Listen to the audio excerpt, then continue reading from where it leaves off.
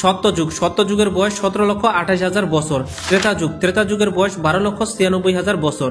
দাপর যুগ, দাপর যুগের বয়স 8,64,000 বছর। বর্তমান যুগ কলিযুগ, কলিযুগের বয়স 4,32,000 বছর। মহাযুগ, সত্য, ত্রেতা, দাপর ও কলিযুগ মিলে গঠিত হয় এক মহাযুগ। এক মহাযুগের আয়ুষ্কাল 43,20,000 বছর। মনন্তর, 71টি মহাযুগ মিলে গঠিত হয় একটি মনন্তর। এক মনন্তরের আয়ুষ্কাল 30,67,20,000 বছর। কল্প, 14টি মনন্তর মিলে গঠিত হয় একটি কল্প। দুটি কল্প সমান ব্রহ্মার এক দিন ও এক রাত।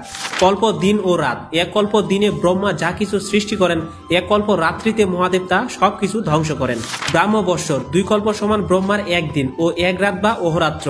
360 ব্রাহ্ম অহরাত্র মিলে তৈরি হয় এক ব্রাহ্ম বৎসর। এক ব্রাহ্ম বৎসর সমান 3,11,040 কোটি মানব বছরের সমান। পরযুগ, 100 ব্রাহ্ম বছরকে একটি পরযুগ বলা হয়। একজন ব্রহ্মার জীবনকাল 100 ব্রাহ্ম বৎসর বা এক পরযুগ। একটি পরযুগ শেষে একজন ব্রহ্মা বিদায় নেন এবং নতুন একজন ব্রহ্মা নতুন সৃজনের দায়িত্ব নেন।